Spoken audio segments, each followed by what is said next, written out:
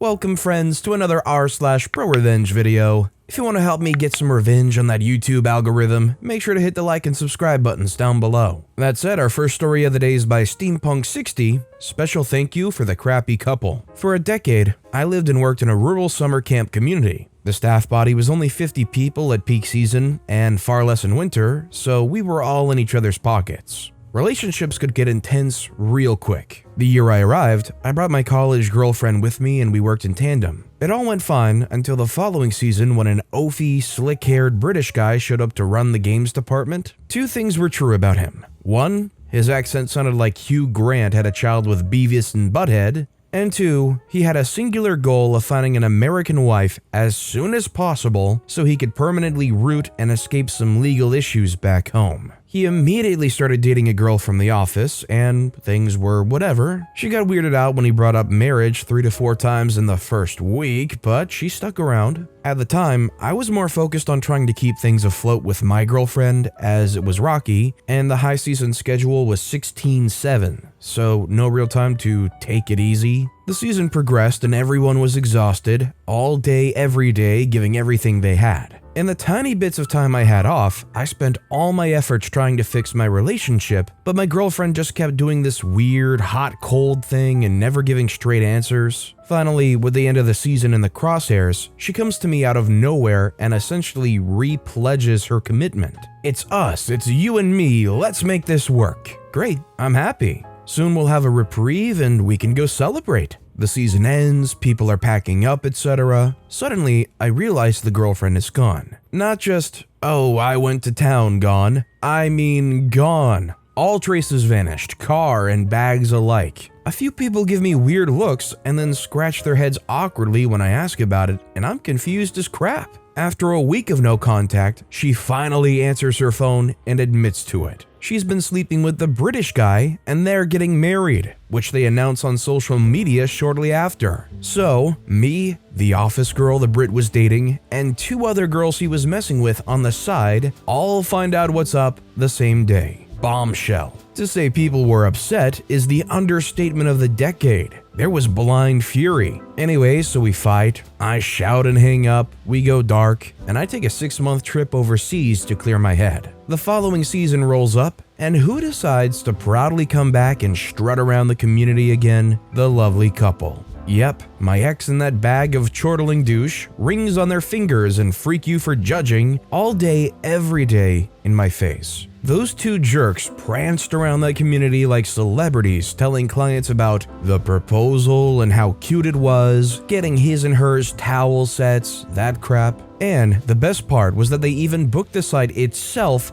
for the wedding. In the middle of the season, right in front of all 4 of the scorned exes that they screwed over. How exciting. Anyway, I'm dealing with this the best I can, and one day, British guy shows up on site from an off day with an ATV. Not out of place, as the camp already owned one for communal work, and we did live in the woods, but this was a personal one. He had just up and bought it for himself so he wouldn't have to wait for the main one. It was flashy, brightly painted, and fast. He then made an immediate announcement to everyone at the next all-staff meeting that absolutely no one but him and his fiancée were even allowed to breathe on it. It was solely for their exclusive benefit. He then spent all day riding it around and showing off, stopping occasionally to brag about it and do his little laugh with pursed lips like he was gargling balls. And that night, just to show off his prize even more, he barked it in a big swooshy display right outside the staff house for all to see. That freaking guy. Well,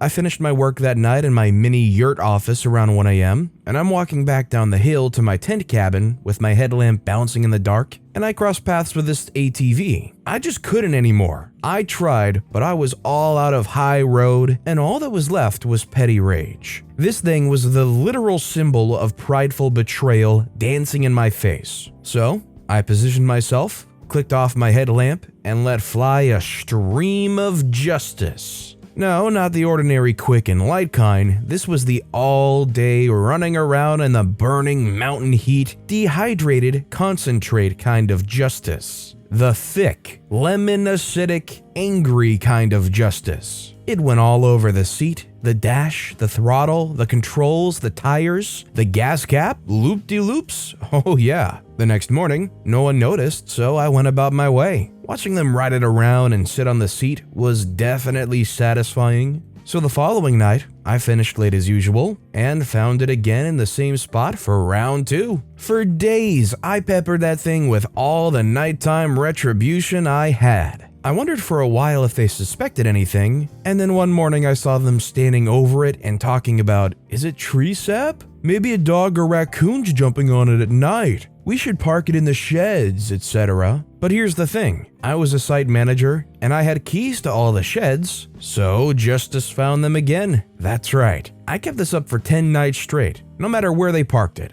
I found it and struck even more true with the sword of yellow destiny. Finally, we just kinda stopped seeing them ride it, then one day it was gone for good, sold, and at a loss I heard. Poor little fellas. Anyway, they eventually had their terrible little wedding. I left site and got smashed, and moved away, never to return. While it may have been petty, I'm still satisfied every time I think about it. All I know is, judging from this story, OP needs to drink a little bit more water. I'm sorry, but at the end of the day, you shouldn't be having acidic, lemon, thick, angry kinds of justice. I'm sure it's pretty hard to stay properly hydrated working in a situation like that though. If you had an ex that cheated on you and they came over with the person they were cheating with and they were flaunting their relationship and their toys like that, and you had the opportunity to, let's say, desecrate them a little bit, would you go for it, or would you try to take the real high road? Maybe letting them live their petty lives together is the true revenge. Let me know if you would serve some justice in the comments down below. Our next story is by an anonymous poster. Mom refused to acknowledge my help,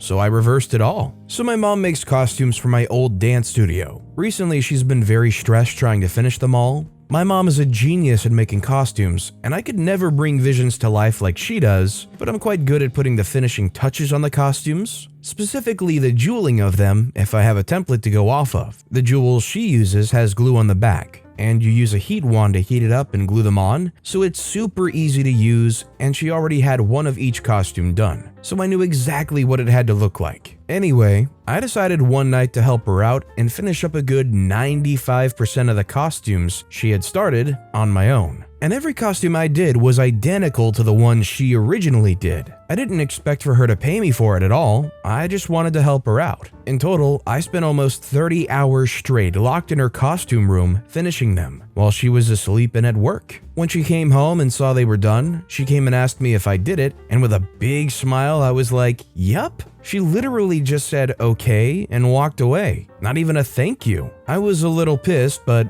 I figured she probably just had a long day at work, so I left it for a bit. A few hours later, I went and told her that it kind of hurt my feelings that I didn't even get a thank you, considering I put so much time and effort to help her and surprise her. She responded with, well, what? Do you expect me to pay you or something? I never asked you to do it. I tried to tell her that I didn't expect anything, but it wouldn't kill her to give me a hug and say thank you. It turned into a massive argument, and in my anger, I spent another couple hours pulling off every single jewel I had put on the costume. It isn't going to do a thing to the costume or anything, because even if the glue had left a mark, a jewel would be going to the exact same spot to cover it. Probably slightly overboard, but honestly, if she's not even going to say a simple thank you, then she doesn't deserve the help.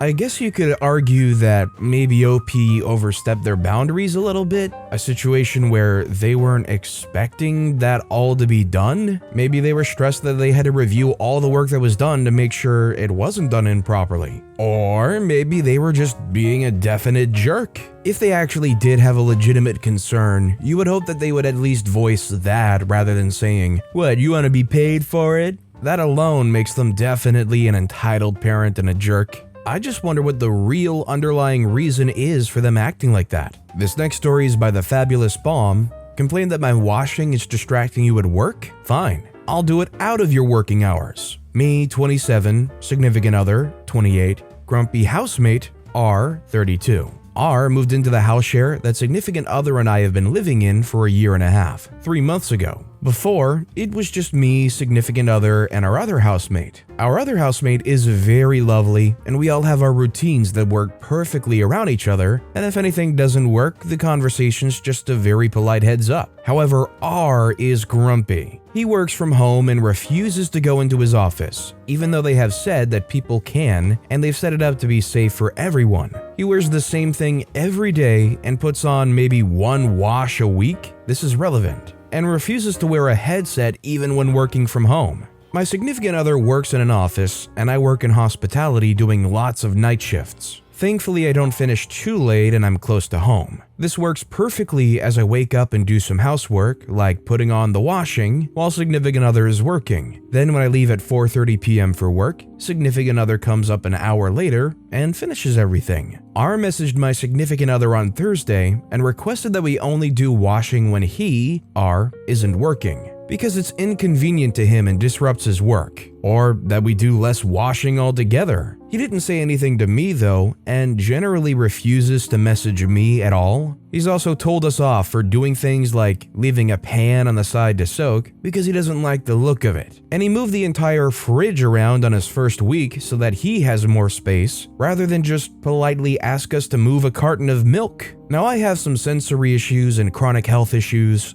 On Wednesday, I had a bad day with both, and I was in bed all day with a cluster headache. R likes to slam every single door, constantly slams everything down, and stomps when he walks. I sent him a very polite message just asking if he could be more careful, as I had a cluster headache, and I do have some sensory issues that were just worsened by the slamming. He apologized and then continued to slam everything, so I was pretty pissed off. Even significant other said that it was horrendously loud when he got home. So in comes my petty revenge. After R continued to whine about every little thing I did this week, I've decided that I'll agree to his terms and do washing at times when he's not working. So tonight, I've put a wash on for a delay wash. It'll start at 5 a.m., which causes no inconvenience for anyone else, as our other housemate actually leaves for work at that time, and significant other and I tend to use white noise or headphones when we sleep. I'll continue to do this until R says something to significant other, at which point significant other will point out that he requested we do washing when R wasn't working. This is a pretty good thing to do,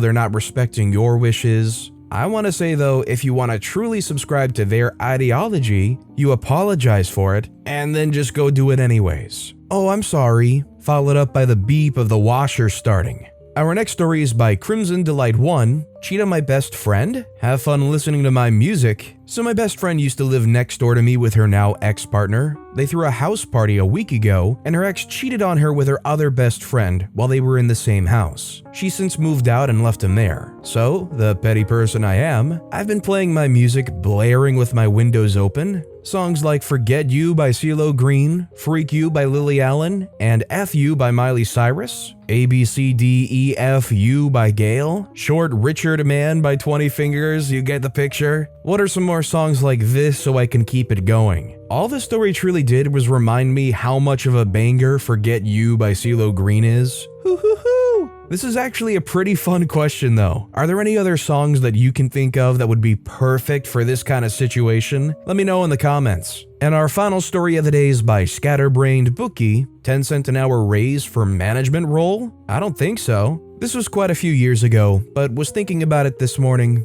I was working for a major company that likes to say, "That was easy," working in the copy center. Our copy manager was let go after being suspected of theft. I'd been her right hand for 2 years, so I knew all that was needed to be done daily. So I stepped in to keep things going. For about 3 months, I did this without a pay increase, even though I was basically the manager of this department. My yearly review came up, and they offered me the role legitimately. They told me that the pay would go from $9.80 an hour to $9.90 an hour. Again, this was 15 years ago. They wanted me to take on a full management role for 10 cents an hour raise. So I said yes, as I was doing the job anyway, but started looking for a new job that day. The petty revenge comes in. With accepting this role, I was then to be sent across the country for the yearly copy symposium for a weekend. I accepted an office position somewhere else for $12 an hour the day before I was supposed to leave on this business trip. I went anyway, spent the weekend learning things I'd never use, eating and drinking on the company dime. Offer me 10 cents an hour to manage your business? I don't think so. I just kind of hope that there was a situation where OP could say, the reason I left, the reason I quit the way I did, is because you promoted me to a manager and gave me 10 cents. I hope OP got to tell them, pay the people what they deserve to be paid, and maybe they'll stick around in the future. But judging by the general state that the "that was easy" company is in, they probably didn't do too well even beyond that point. But with that being said, that's all the time we have for today. So of all these stories I've read today, which is your favorite and why? Let me know in the comments down below. And if you haven't yet, if you could like and subscribe, that would mean a lot to me. Whatever you do, whether it's liking, subscribing, turning notifications on, all of it helps grow this channel, and I appreciate the heck out of it. So until next time, I'll see you all tomorrow with some more stories.